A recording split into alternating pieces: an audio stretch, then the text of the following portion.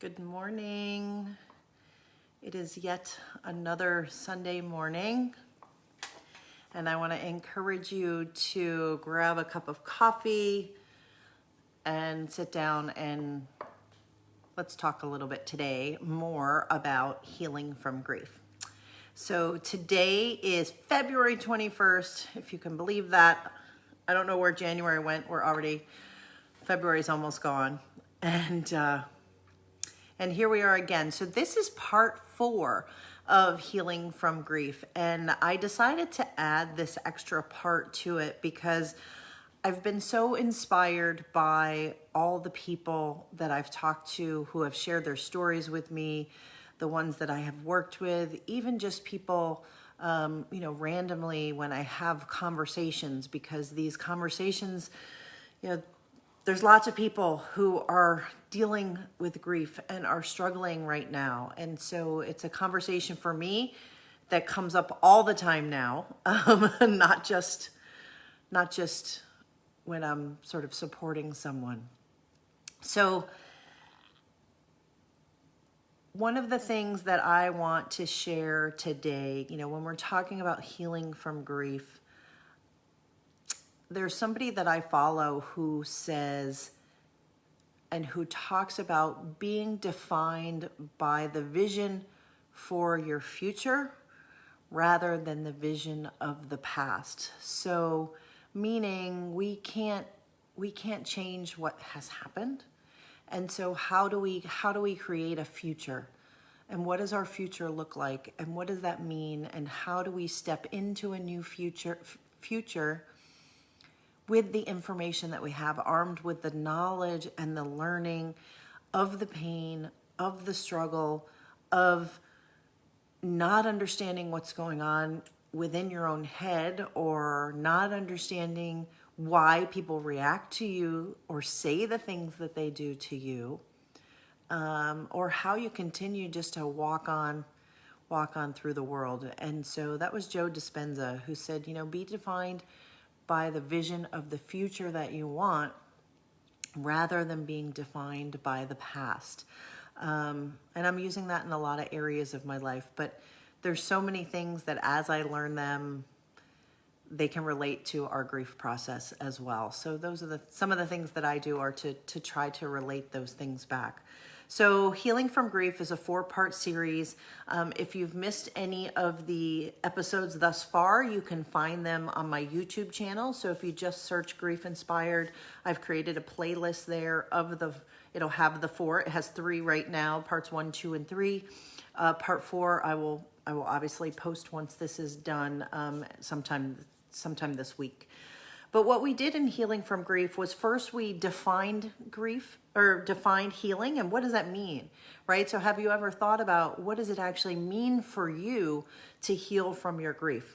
So in the first episode, we explore what that is, right? Because, it's like when you're setting any goal, if you don't know where you're headed, right? If you're on a GPS and you don't have the destination punched in to your GPS, how do you know that you're going to get where you want to go?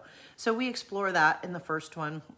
In the second part of the Healing from Grief series, we talk about exploring it. How are you specifically grieving?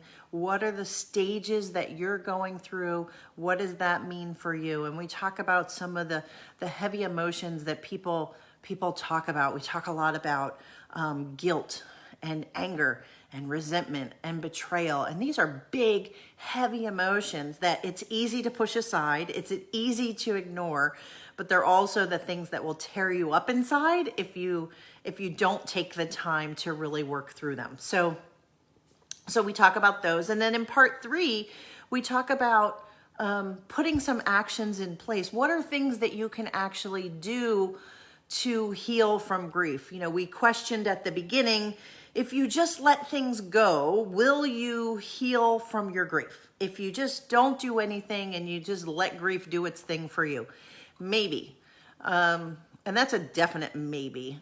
And it would take a very long time. When you hear stories of people who have been grieving for 10, 15, 20 years, it's because they haven't moved through their grief. And what I want to do with everything that I do here is to help you move through your grief so that you're not staying stuck, so that it doesn't disable you, so that it doesn't rule your life, so that you can create a new future, one that wasn't obviously expected, but one that doesn't necessarily have to be all bad.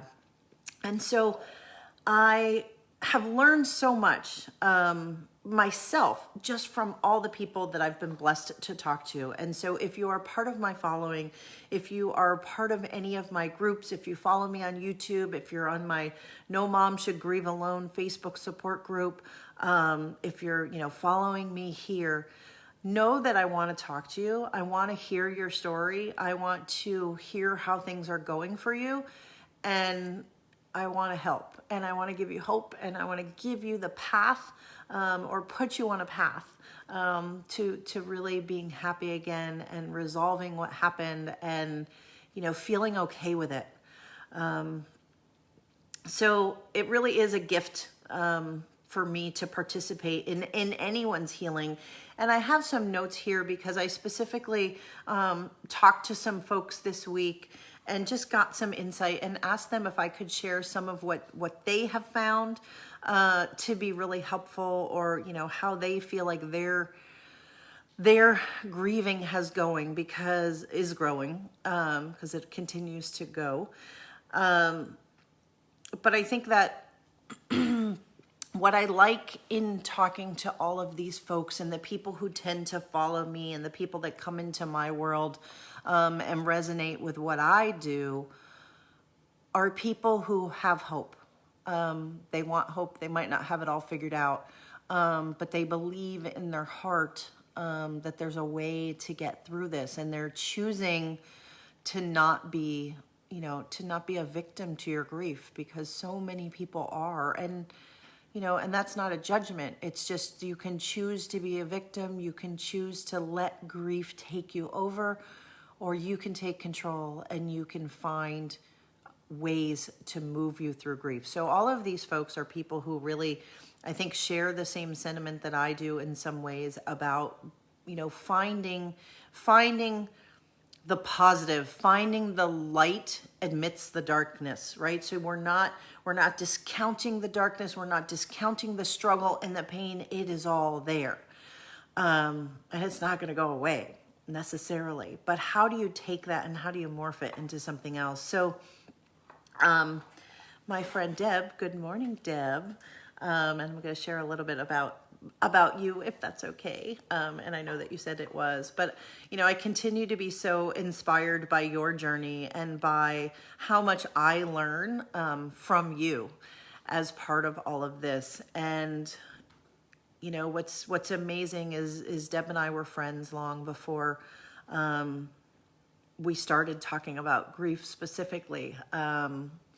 She and I were both starting sort of services like this at the same time, and she now is amazing and supports women who have undergone domestic violence and who want to find confidence again and rebuild their life once they've gotten away. And I think it's so powerful. And so we've been talking about that for years. But the thing that's so interesting is that, she said to me, she says, I never thought I would need your services, because one day I found out just basically on Facebook that her son had passed away. And it broke my heart immediately. And I thought, oh my gosh, why didn't she call me? This is what I'm here for. This is what I'm built for. Call me. And we had a remarkable journey of being able to talk. We talked every Monday morning at 8 a.m. for her entire first year. And it was such a blessing, I think, for both of us. And she had a lot of mixed emotions of what was going on. And it's crazy. So she went through so much, and so much grief, so much pain, so much anger. Her son was an adult. and in his 20s, and he shouldn't have died, honestly. And there was so much pain there that he chose to end his life. And that does a whole nother level of things to a mother. Good morning, Sheila. Let's see, I'm trying to get help with the past, but I like dealing with the future instead. Well, and I think that, yes, I think that you can look at, and this is a really good correlation, so thank you for bringing that up, right? The past is what happened, right? So we have to process everything that happened, right? Like in Deb's situation, you know, she has multiple things that she has to deal with. You know, one is not only just losing her son, but then losing her son to suicide and what that means for her, and what that means, you know, for the other people in her life that she's still dealing with and has to deal with. And right, there's relationships and anger and all kinds of stuff going on there. And so, yes, we have to deal with the past, but we're dealing with the past because we're looking toward a future, right? And I think that that's the goal, is how, you know, how do we find what's new? Sheila, and we haven't talked specifically, so I don't know who you lost, but let's talk more. I would love to talk to you directly.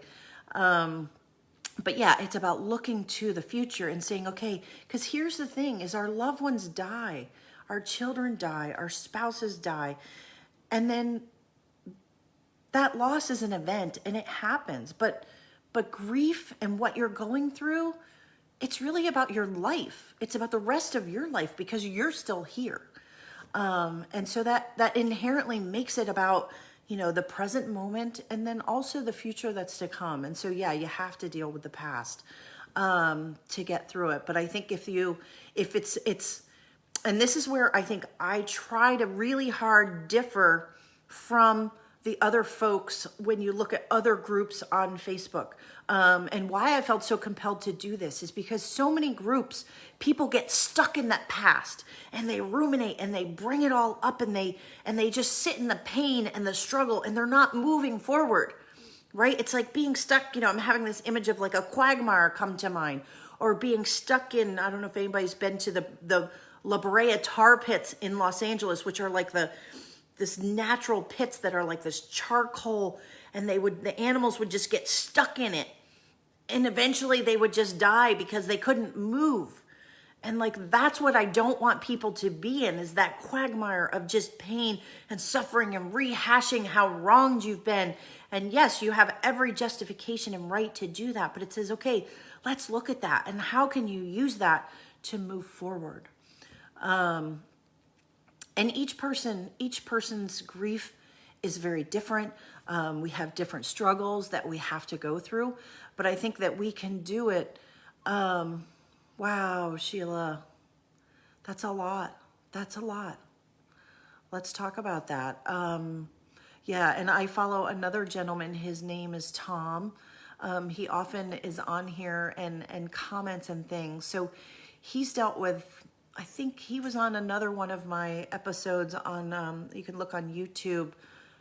It's why does grief beat the crap out of you? And he talks about, because he's lost a lot of folks like you have too. And it's significant.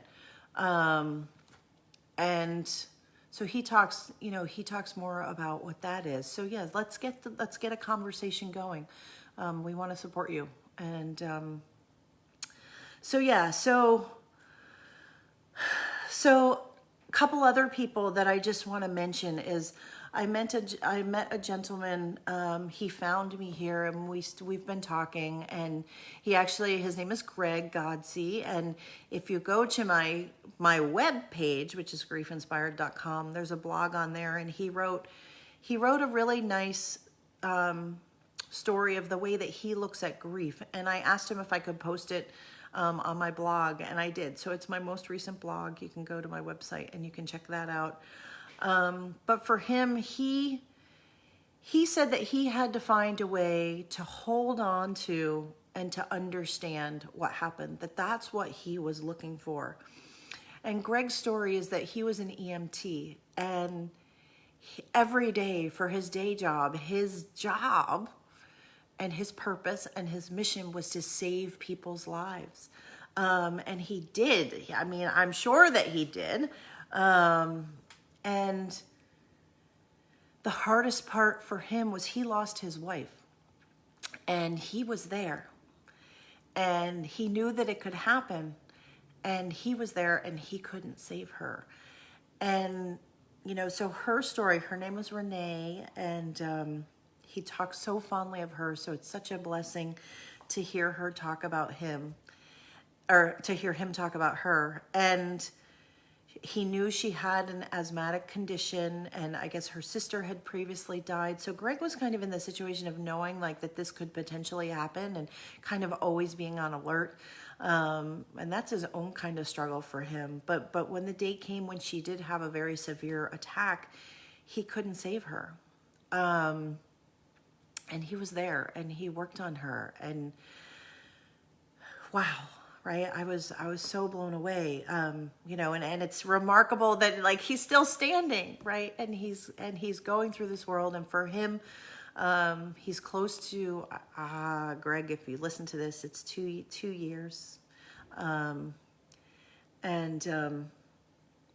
what he said was that he used a lot of prayer for healing, because he was a man of faith, and so he prayed, and he, you know, he mentioned how he had a dream, and the dream that he had reminded him of how much love that she had for him, and what their love was together, you know. And what's so crazy is we all question, like, did they know that we love them?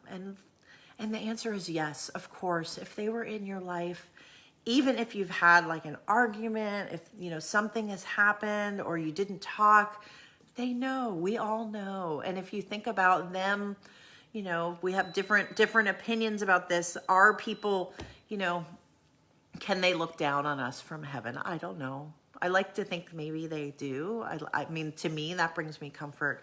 But I think they want us to be happy. I think that anyone who has passed on would want us to be happy, don't you? I think so.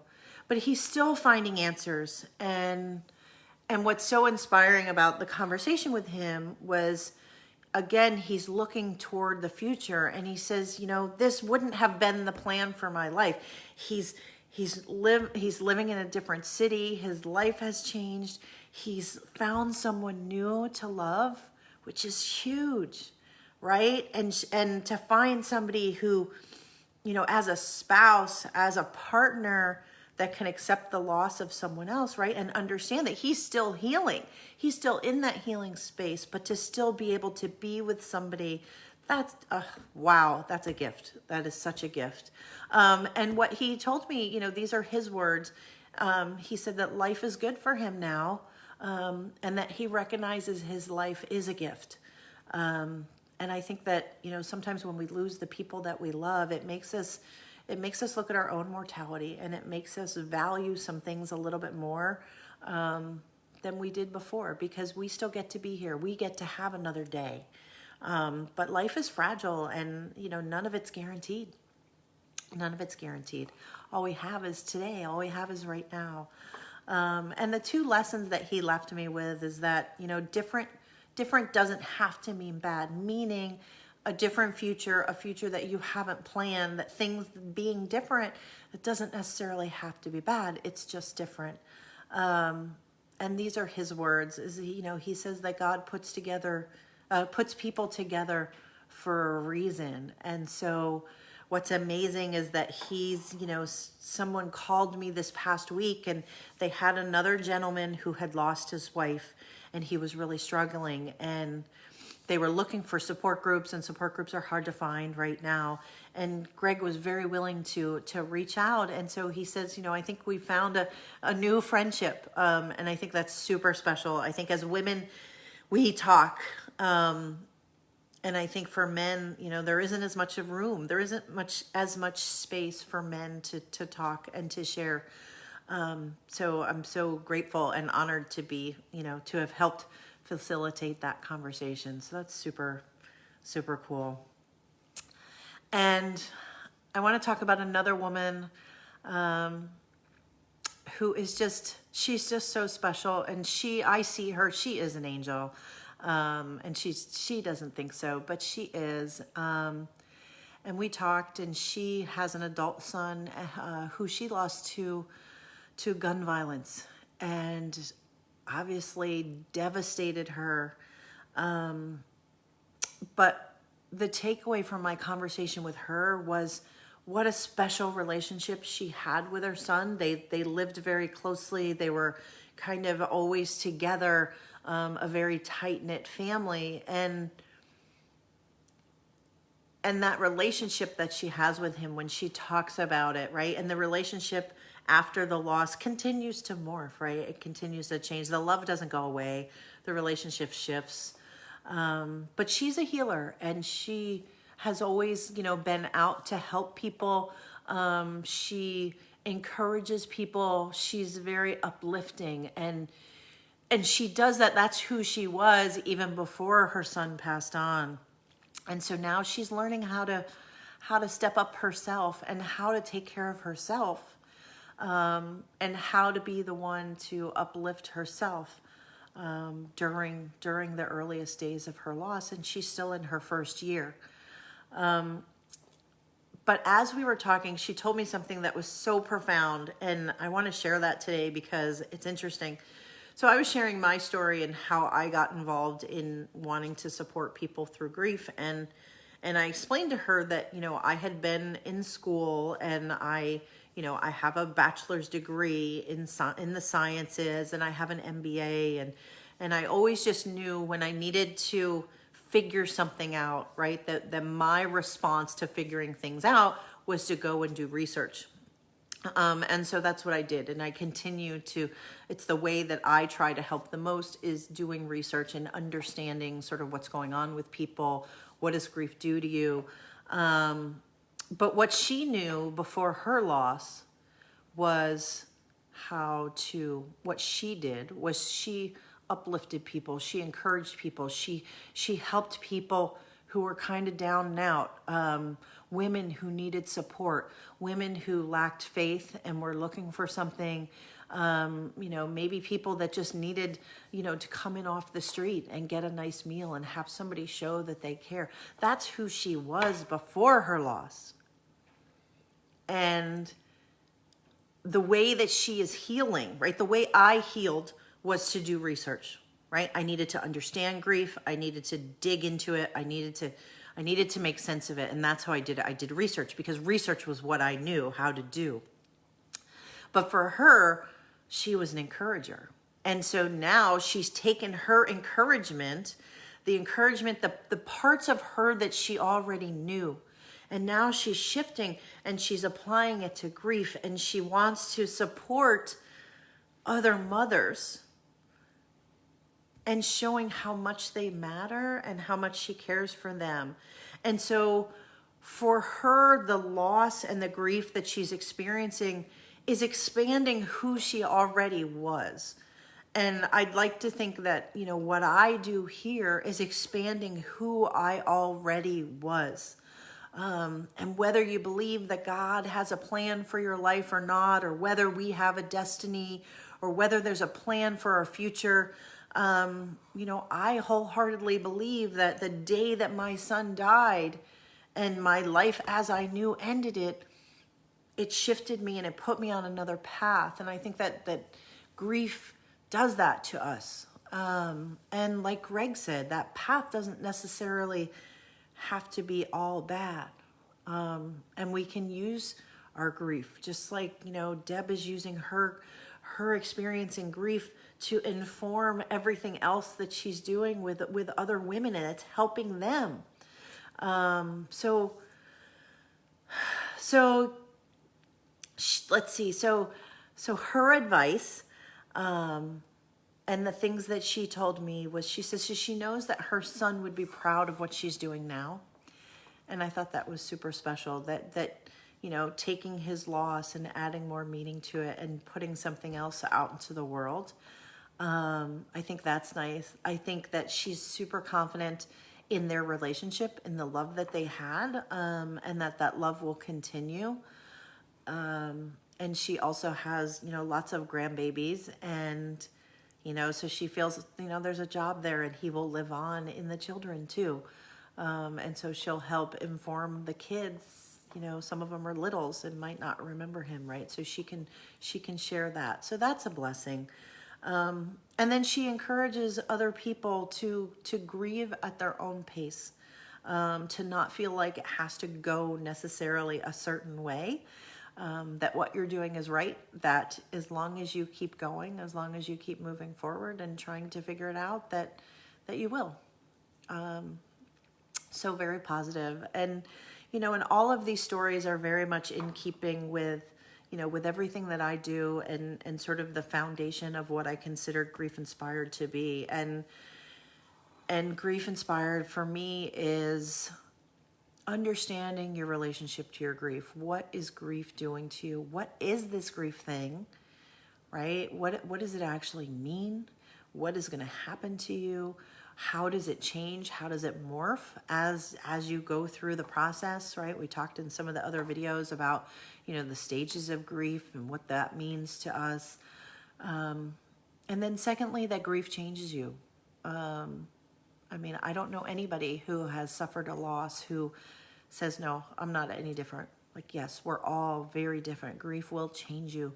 Losing someone close to you will change you. But again, like Greg says, doesn't have to be all bad. It can change you in good ways. And it can make you connect with other people. And I love the connection theme that, we need to do this together. And thirdly, grief will shift your perspective and how you interact with the rest of the world. And it has for me. And most of these folks that I've talked to, it's absolutely changing. Yeah, it changes us at our soul. The soul of who we are, the soul of who we were meant to be. And I think that that's a good thing. And then it shifts our perspective. I talked last week about how I'm a little more compassionate than I was before. And empathy is understanding, and we can all sort of, we have empathy for other people. Like right now, I feel guilty running my heater here at home in Southern California because I'm chilly, but there's folks in Texas who don't have heat, right? And so that makes me feel guilty. But it shifts our perspective on the rest of the world and how we interact in the world. And I think that that's okay, and that's a good thing. So this is the Healing from Grief series. I think I'm going to stop here at 4. I always love to have your input on, what other topics, what other things you really, what are the things that keep you up at night? What are the things that you question? Either drop them here in the comments or reach out to me privately if that makes you feel more comfortable. You can email me at griefinspired@gmail.com. Super easy. You can find that email on my website as well. But here's one of the things, this is healing from grief. And if I had to give one lesson, one tip, one comment, what is the fastest way to heal from grief? I think that the fastest way to heal from grief is to share your story and to talk it out and to find someone that you can talk to. I have to see more. Sheila, let's have a conversation. I would love to talk with you more and learn more. And it's hard. Oh, and you're also in Texas without heat. Oh, Sheila. Oh, yes, we have to talk soon. So first, take care of yourself. Keep yourself safe for sure. But yeah, let's talk because, here's the thing is so many of us, we don't want to reach out for help. We don't want to talk about it. But the crazy thing is that the healing from our grief and the understanding and the processing and all of that is from just talking it out, working it out. And so, Sheila, you used to be in Southern California. Yes, I've heard lots of people who have moved to Texas, and I hear wonderful, wonderful things about Texas. But we're with you, and we feel you, and grab an extra blanket. And I'm glad you at least still have power, so that you're here. And lots of, like Deb says, lots of love and hugs for you. But yeah, we want you to share your story. If you're not willing to talk it out, or you don't want to talk it out with somebody, at a minimum, document it, write it down. You'd be surprised how, if you write it down, you can watch yourself move through your own grief, and you can see that you're progressing. And as long as you're moving forward, I think that's really the key. But sometimes we get stuck. There's things that we get stuck on, and we just, we might not want to let go. Things like anger, things like guilt. Guilt is a huge one. People talk to me all the time about feeling guilty. And, these are the things, like, get support and reach out to me, reach out to someone you trust. Don't just go telling anybody, because that's not good either, because there's a lot of people who don't get it. There's a lot of people who don't understand. There are people who love you and will tell you, like, the darndest things. Don't do that. But yeah, so tell your story, share your story. And yeah, Sheila, I'm happy to talk to you anytime. And, when you have time, I'll make a note to message you so that you have my direct phone number as well. But yeah, like, you don't need, and this is my whole tagline. My whole tagline is, you shouldn't have to grieve alone. It's hard. It's hard, and it's harder when you have to grieve alone. So I'm so happy that you guys are here. Thank you so much for watching. Know that there is hope, that there's always help, that I want to help, and we want to get you. We want to get you to know that there is happiness in your future, even if you're not feeling it right now. We want you to know that there is light after the darkness, and we'll help you get there. That's what it's all about. Thanks everybody for watching, and we will talk to you soon. Soon, soon, soon.